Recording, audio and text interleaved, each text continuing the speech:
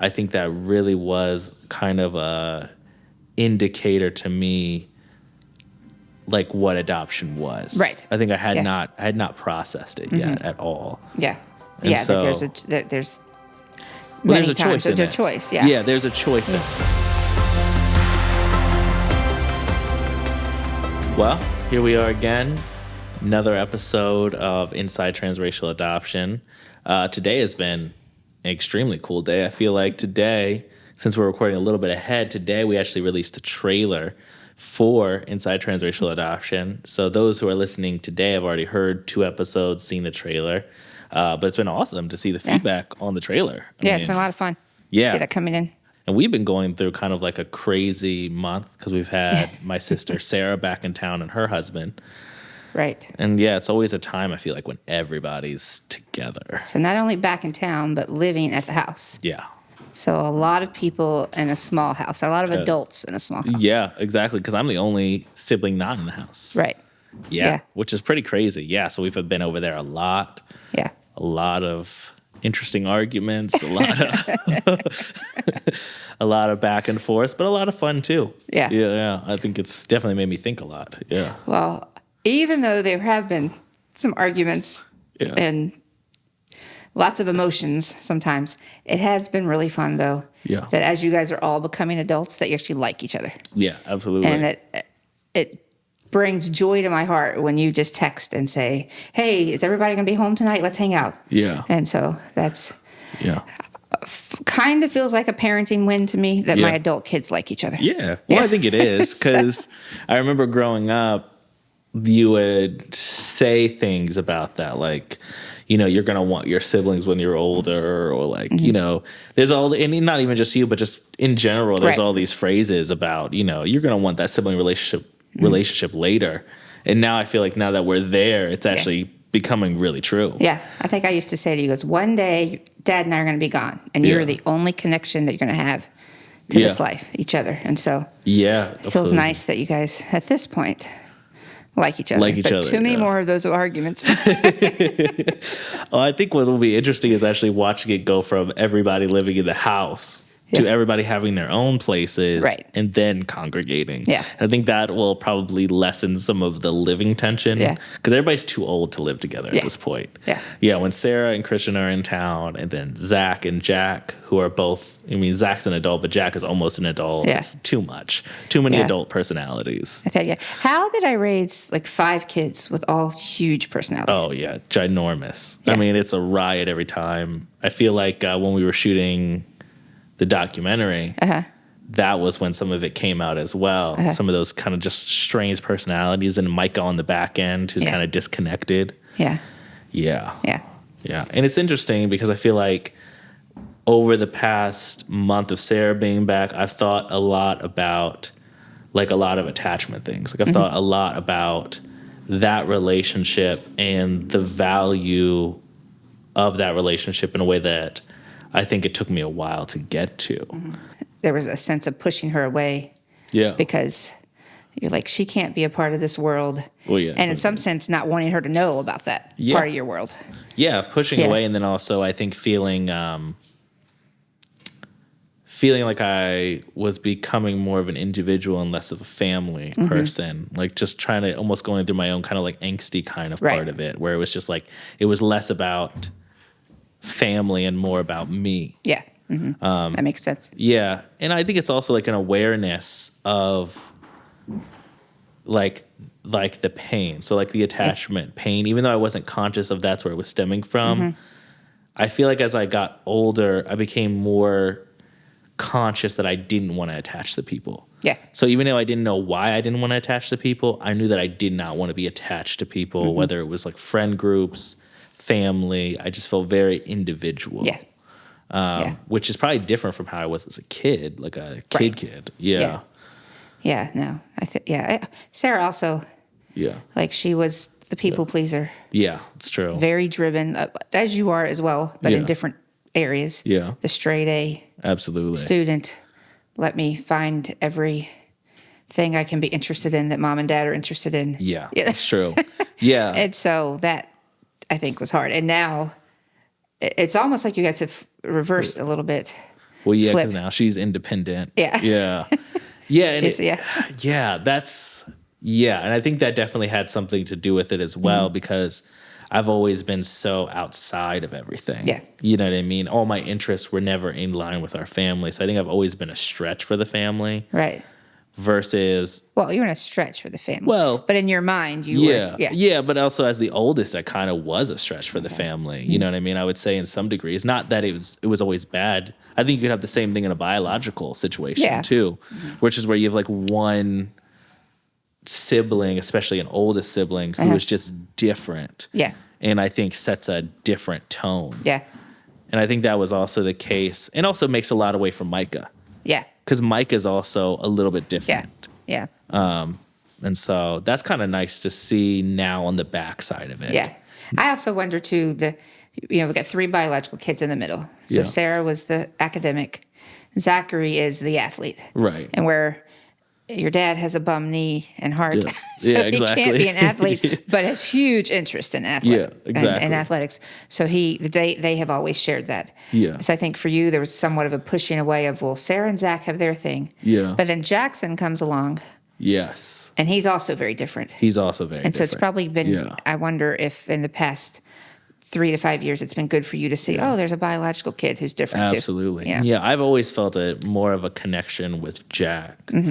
Rather than Sarah and Zach. Not that I don't connect with them, but I have always felt that from Jack. Yeah. Because Jack, you're right, is also very different. Yeah. And it also makes it different that you're the oldest. When you're the oldest, you're going through everything individualized. You're going through your parents trying to figure out how to parent. Right, which is challenging.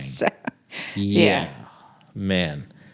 Yeah. So one thing that comes up a lot that I think is kind of in this same vein is, you talk about this a lot actually with your work in schools, which is attachment issues at that 5, 6, 7 range. And a lot of the, I think, feedback you get from adoptive parents that is how difficult that time was. Yeah. I'm interested to hear your perspective of that time period with us. Yeah. Because I kind of know my perception of that, but I'd be interesting to hear how you perceived that kind of attachment, because that kind of critical age. Right. So, of course, because you were our oldest and our first adopted child, we missed some things. Yeah. Because, we just didn't know what we were looking for. Yeah.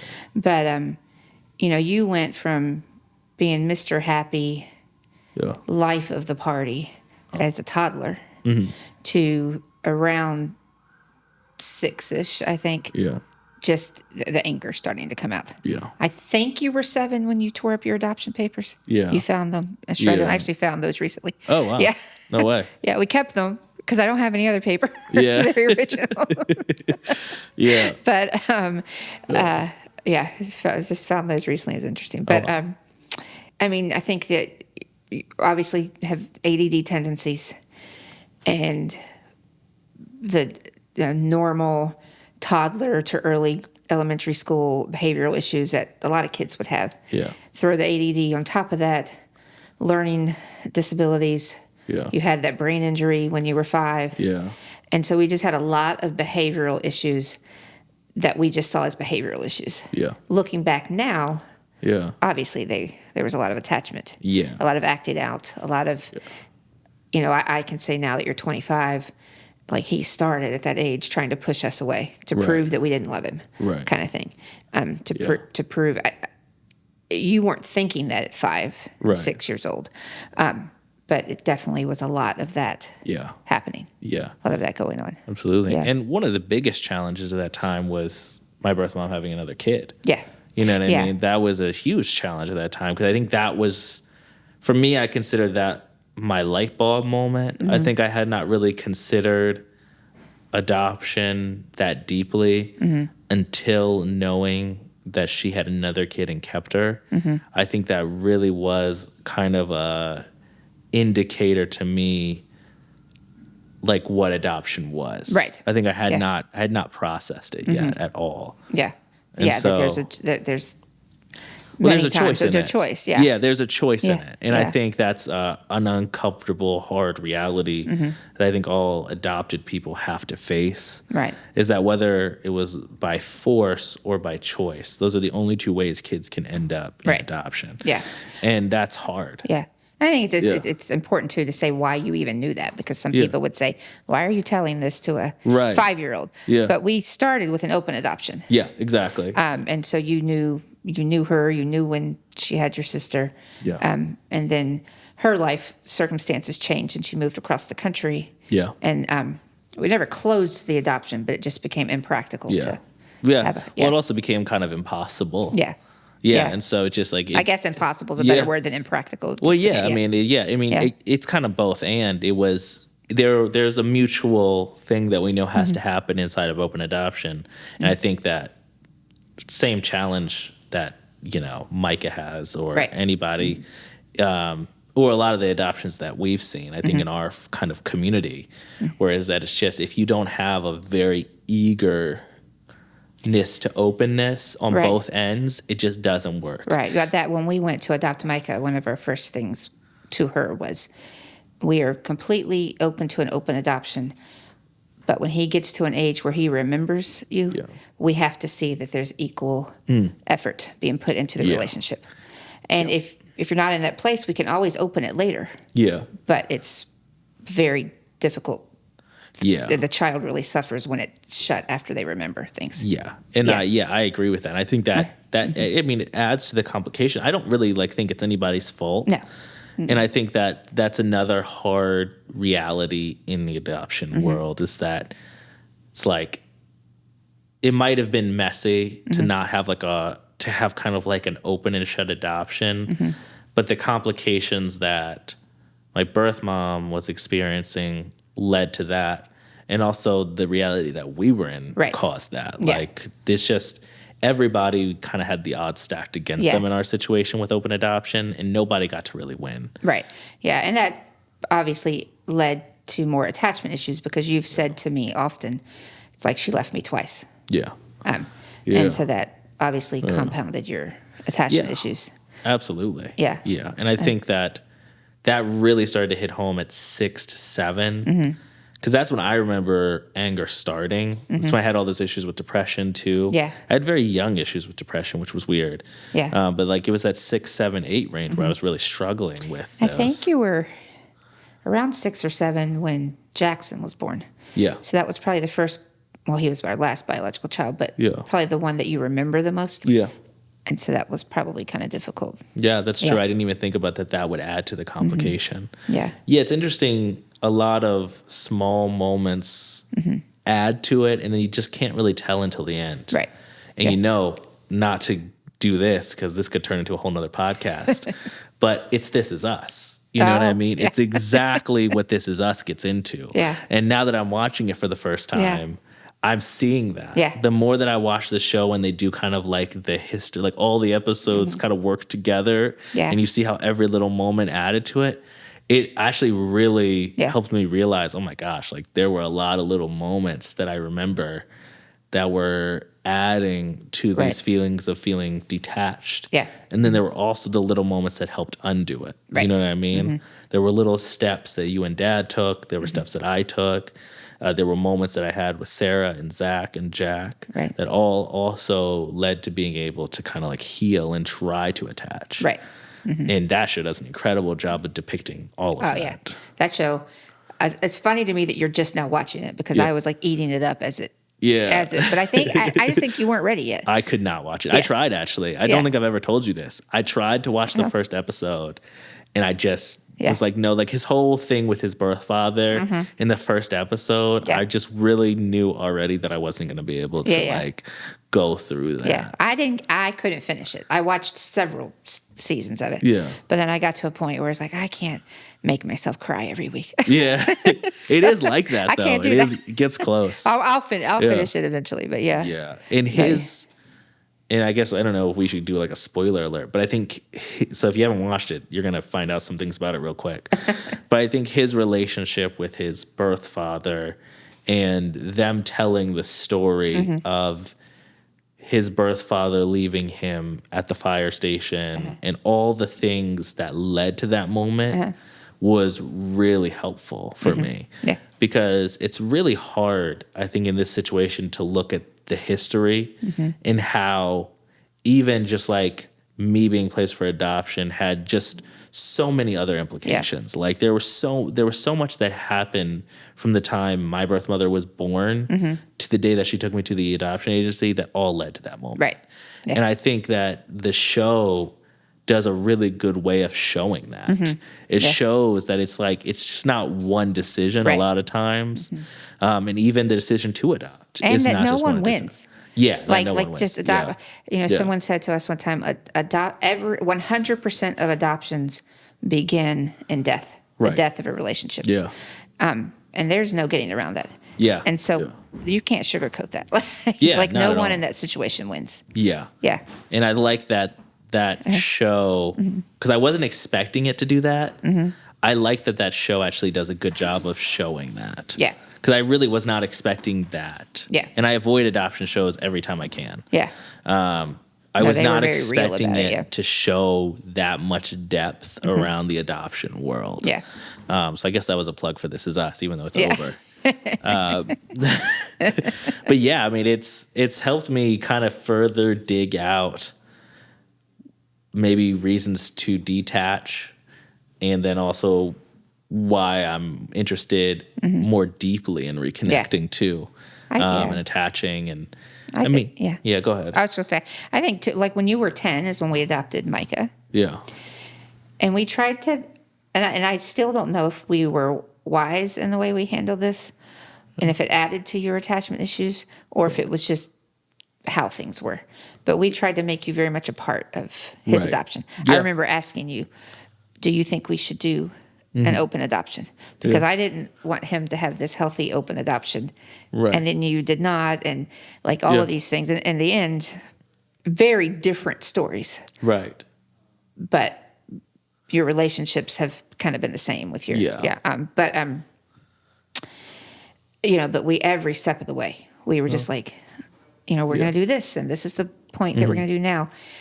And I don't know if that was wise or not, if that added to your attachment issues, if that was too much emotion to put on a 10-year-old. Right. But at the same time, we kind of felt like we were walking on eggshells. Right. And I don't even really remember a lot of that, to be honest. So maybe it did or it didn't. I do remember Micah's adoption process and going to the court. Like I remember that whole side of it. But I think it definitely didn't hurt. I think especially if you're adopting again, you probably have to do it that way. Yeah. I think that's probably the smartest way to do it because it's going to bring up something. Yeah. You know what I mean? Unless they happen at the same time. But with as big of an age gap as that was, with my issues already around adoption, I think it made a lot of sense to have it be open. I think it would make sense to have it be like a family decision and a family involvement. And I remember like Micah being adopted very distinctly. Yeah. It's weird now with us being so far apart. Yeah. Because we're so far apart age range that he's still like beginning of high school and I'm like an adult with like a family. But it's interesting. Him and Eden, your son. Yeah. They're like close. Brothers. So close. Yeah. Yeah, they are like brothers. Yeah. Yeah, absolutely. Which is really cool to see. Yeah. It's cool. They love like brothers and they fight like brothers. Oh, yeah.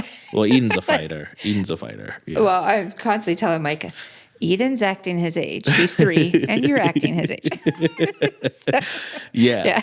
And that's good for Micah, too, to have like kind of a younger brother. Yeah. But yeah, it is really interesting to watch that dynamic. And also just, I don't know, I feel like right now in my life, I'm just doing a lot of reflecting and pulling back of the layers that led here. Right. And so whether I think about it's the issues with my birth mom and how I feel there, or whether I feel disconnected from you and dad because I wasn't like you guys, like just pulling these layers together and just being like, okay, this is why I was going down this path, why the depression was so deep, why this kind of like self-hate was so deep, and just pulling it out of kind of like, I think the darkness in a sense. because I think that's been challenging for me to try to be on this side of it and to feel like, okay, like I love having the family nights. I love hanging out with the siblings. You know, I love doing those things. But then to remember that, that disconnect, I think, is really hard for me. So like really going back and unearthing a lot of it and trying to get it together, I think has been really helpful. Yeah. No, and that's just good. Like, this is what, these are these moments. Yeah. Yeah. And also one thing that's come up for me a lot is realizing how hard rejection is for me. And I think that that's something, because we had a big family, because it was so big, there was a lot of micro rejection. There was a lot of micro rejection. And not that it was anybody's fault. Like all of us have experienced that. Sarah's experienced that, Zach, everybody did. But now I'm kind of understanding, like I have issues. Yeah. Like I have to, now in life even, I have to think that rejection is not a final. Right. Well, that's one of the things I've been thinking about lately is just how we parented. Yeah. Like when you start with adoption, and then just in general, our family's been through a lot of trauma. Yeah. But we start with adoption. We start with a child who has just severe attachment issues. Yeah. So, and we weren't always successful at this, but our goal was to provide, safety, security, to our kids, which every parent's goal is to do that. But when you're dealing with a child who feels self-hatred and unloved, like if there's this extra thing. Yeah. So any punishment, and I don't even like to use the word punishment, actually. I like to use the word discipline better. Yeah. But, because discipline is rooted in discipling, like mentoring and teaching. Yeah. But anytime you were in trouble, anytime you were, not performing well in school, anything, like there's this curtain of how do we... When you ran my car into the house when you were 15 years old. How do we deal with this and him coming out of this knowing that he's still loved and we're not rejecting him? Yeah. Like that was our whole life. That's been our parenting with not only you, but because you were the oldest, but it's carried then down to all of your siblings. Right. But, that and of course we messed up sometimes. Yeah. A lot of times. Yeah, but that's also so hard to figure out. Yeah. Yeah. Because when I think about it for me, I think about how sensitive I can really be to rejection and how hard it would be for you to compensate for that. Like I could just think about just my regular relationships. When you were like 10 and I don't know, maybe it's when we were adopted Micah, for whatever reason, we put us no sports this year for anyone. Yeah. Like you told your dad. Yeah. It is her fault that I'm not going to be able to play basketball at higher levels now because she's not. So you just saw that as me completely rejecting you. Yeah. Because the whole no one could play sports. Yeah, that exactly. I don't. Maybe you were too busy or financial. I can't remember what it was. Yeah. But no. But that certainly played into your attachment from around 5 or 6 through. You being an adult. Yeah, early adulthood, for sure. Yeah. Oh, my goodness. When I think of some of the things. Oh, yeah. Yeah. I mean, it was dramatics. It was everything. I mean, I think I just legitimately felt that way a lot of the time. But for you to just now say that there's no way I could compensate for it. Yeah. I just feel like I won. Oh, of course. Yeah, but it's true, I think, on the other side. Yeah. Because you got to think about now, I spend my time trying to help parents do this. And it's hard. Yeah. And so now I'm like, we're creating all these stuff and trying to do it. But like, that's something that I don't even think we could create something that would be accurate enough to do it. Because, I mean, you're a parent yourself now. You see. Yeah. Well, it's hard, but it's also and I'm not sure that every adoptee feels this way, but some of the like deep disconnection I feel in like emotional state that I feel in moments of rejection, especially from people I feel close with. Right. Mm-hmm. You can't even create a resource to compensate for that. Yeah.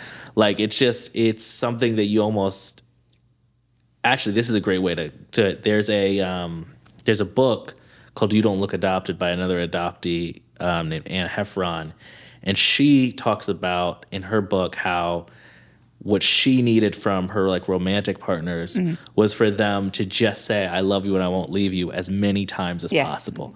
Yeah. And that was literally, when I read that, I remember thinking like, there's no other answer.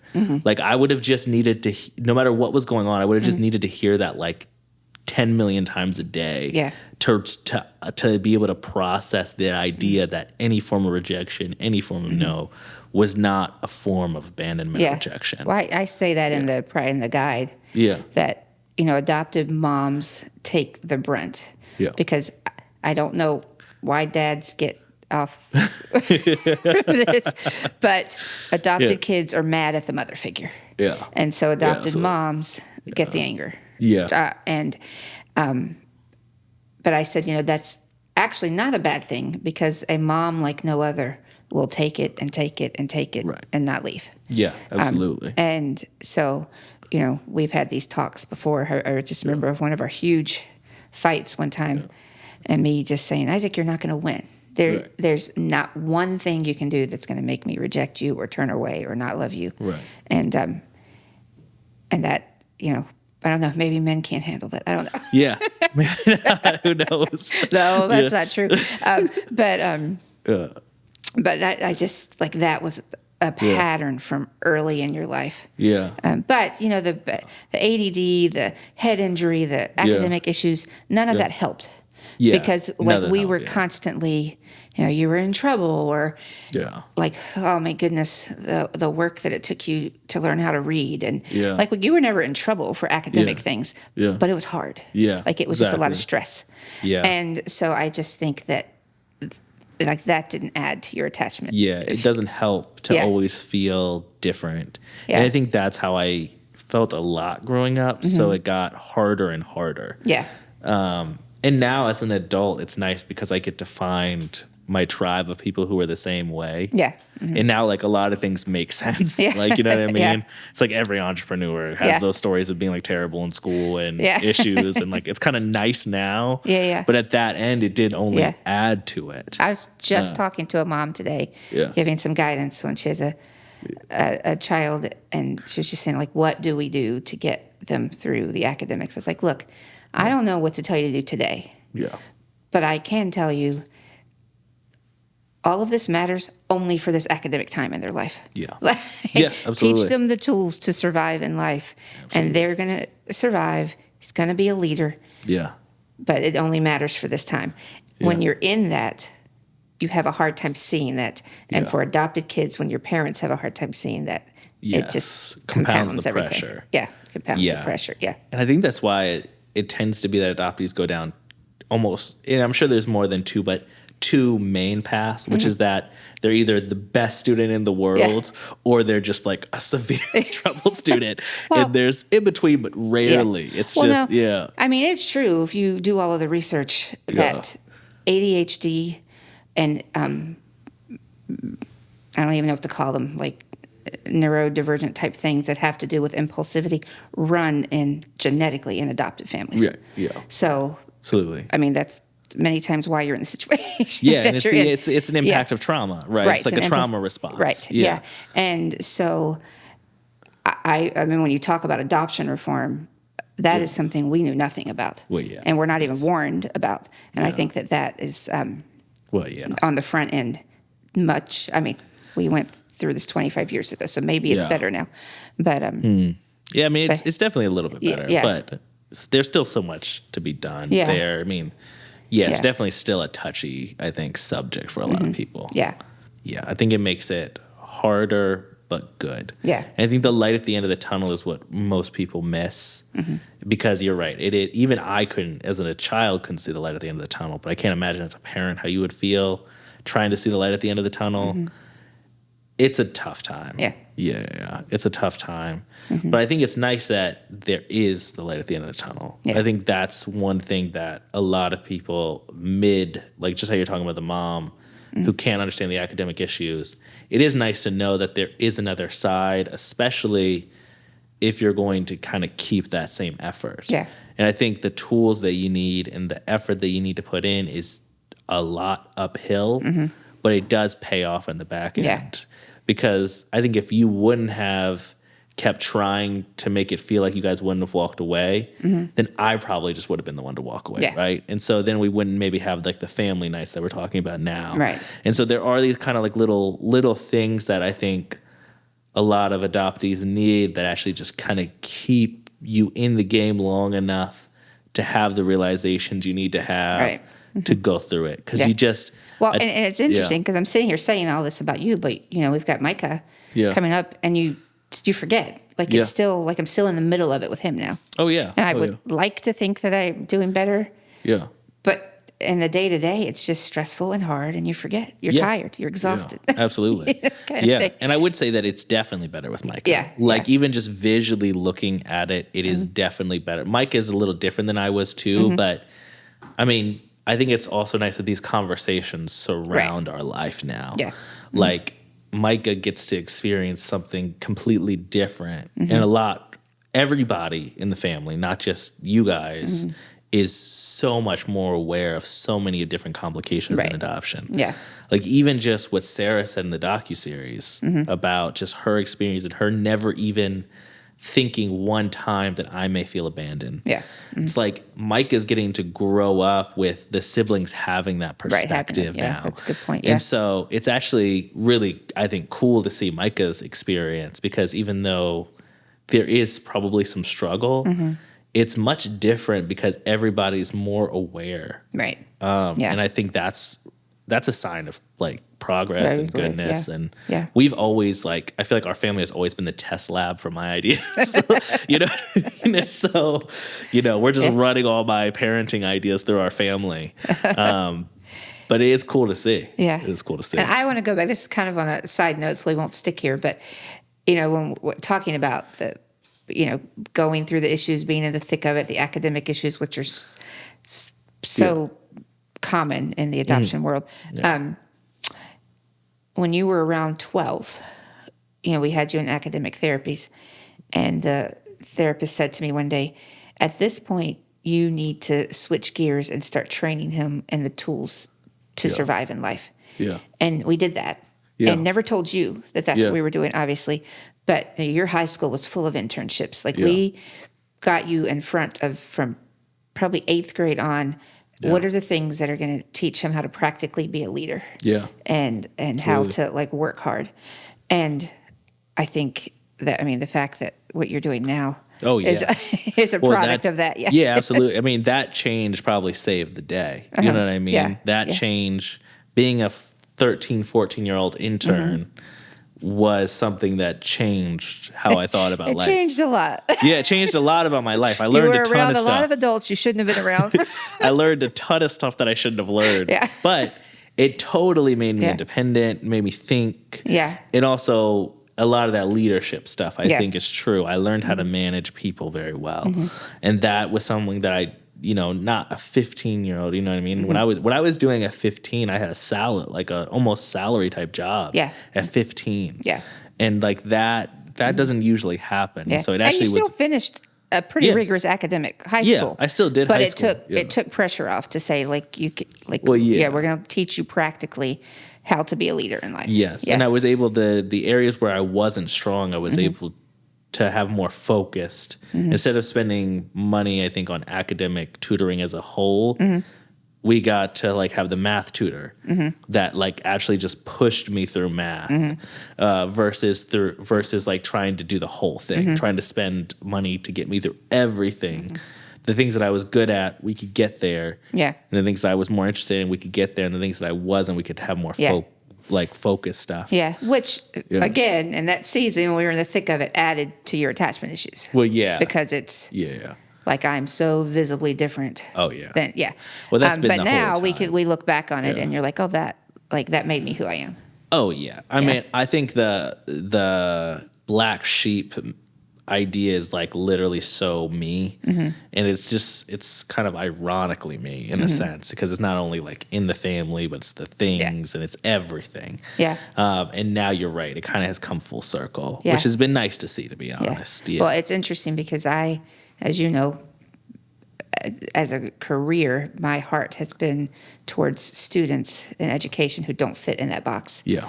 And so you're I'm constantly when I'm starting the school year at orientation and up speaking up to all of our parents. And the school that I work at is purposely welcoming to all learning styles. I tell your story. Yeah. Actually, this year you got to applause. Wow. It's good to see. Because it actually happened to be a day that you were speaking at like one of the big adoption conferences. And I was like, and today, this is what he's doing. And to those families who have kids that are right where we were back then, like that was so encouraging. Yeah, that's awesome. It's interesting how we literally use our stories all the time. Like our life is just retelling the stories and just going through it. And it's cool now. Yeah. It's like, I never would have thought that, but we both spend a ton of our time just, well, we think we can help out because we literally live this. Well, someone asked me recently, how did we get into the careers or the kind of education we got into or the different schools that we've taught at? And I was just like, we just really wanted a good education for our kids and we couldn't afford it. Yeah. So we worked for the places that could provide that. And that's where we're at. Yeah, absolutely. Yeah. Wow. So that's crazy to think about. It literally has all come full circle. Yeah. I think all of it, like not the attachment, the learning, all of our kind of challenges growing up have come to a really interesting full circle. Yeah. And now we just share it. Yeah. Yeah. Yeah. Maybe too much. Yeah, probably too much. But hopefully it pays off. Yeah. Wow. Okay.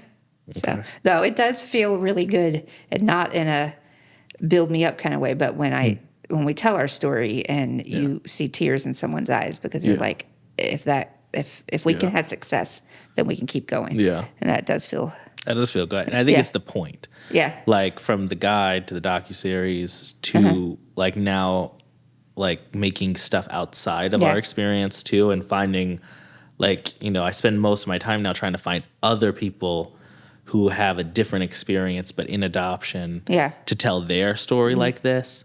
Like that has all been, I think, inspiring for people, but also equally inspiring for us. Well, and just people who haven't known us to understand that 5 years ago, 8 years ago, really, to see you then and now in our relationship, like you did everything you could to avoid our family and not have. I mean, when I look at my kids right now and think who communicates with me the most, hands down, you and Zachary. Yeah, me and Zach. Of course. You and Zachary. Which was it, Zachary? Were you the one that got him the... Yeah, I got him the mom's favorite sweatshirt. Yeah. But you would think it would be the girl or you'd think it would be the baby. But you and Zachary were, not too long ago, if I was not reaching out to you, I would not have heard from you. Right. Yeah, exactly. Yeah. Well, look, I found out about my first grandchild by a picture on text. No. Yes. No, remember I came to the house and I showed you the sonogram? No, about his birth. Oh, his birth, yes. His birth, I will never forgive you for that. Yeah, you did not like that. I feel like I needed that moment. And we'll always disagree about that moment. Like I needed that moment to go like that, and you needed it to go a different way. And so we'll never agree about that day. But I think I think that's a whole other episode. But I needed that day to go like that. But I feel like today, you would have wanted us more apart. Well, today, yes, I would. Yeah. I think it was a mix of the time, but it was also the experience. Yeah. That moment, and I'll figure out, I think, probably other ways to share about that because I think that's a whole nother thing. Yeah. But I think the experience of meeting basically, I haven't seen any of my birth parents since I was like 4. Yeah. The experience of meeting the first biological connection, I think I had a hard time wrapping my head around. And honestly, if I could have removed his mother and everybody else there from that experience, I probably would have removed them too. Well, yeah. Just because, not that I didn't want them there, but it's just like, I had no clue how to process that moment with other people. And she was giving birth, and I would have probably still liked to have that moment and you alone. shut us out of all of that. Yeah. But it wasn't very long after that. My theory is, you've never said this to me, is that you had convinced yourself you could never attach to anyone. Yeah. And that when you naturally attached so well to Eden. Yeah. It was kind of like a veil lifted and very healing. Yeah. For you. I think that's a part of it. I think one thing that was happening right before then was I was actually reading a lot of attachment stuff. So there was a combo of happening. There was a combo of like frustration, unveiling, then Eden being born and the biological connection. I also think I just started to value family more. Yeah. So there was that, and then there was these other multiple layers. I think him being born was just it was a happy and confusing day at the same time. Because you can't really prepare when you've literally not had any biological connection.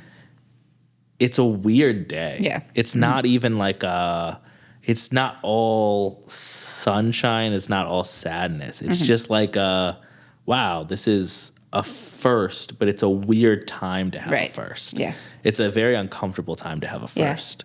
And so that was that day in particularly, I remember that was a really interesting attachment day because you're going through it all. Yeah. And also you have to think that I'm also thinking about my birth mom. Yeah. And I wasn't placed as an infant, but now I'm like in the race. Like Eden's first 2 years, all I thought about was me living with my birth mom during that time. Yeah. And what that was like for her. And then also thinking about the fact that she placed me almost 2 years in. Yeah. Which is a whole nother thing. Right. And so, no, I mean, there's a lot of good thoughts there to have around this. But yeah, that was a crazy time. I mean, that's a whole nother episode. Oh, yeah. Yeah. Well, attachment is complicated, I guess is the best way to put it. And we're going to be actually telling more stories like this. We're going to be at the Barker Adoption Conference in 2 days, March 16th. We're also going to have guides. And so if you are there, March 16th at Barker Adoption Foundation Conference, we'll be doing actually Inside Transracial Adoption, the workshop version. So you're in the podcast version, you can come to the workshop version, where we do something kind of similar, but we talk more in depth about like key areas. And you wrote a chapter in the guide.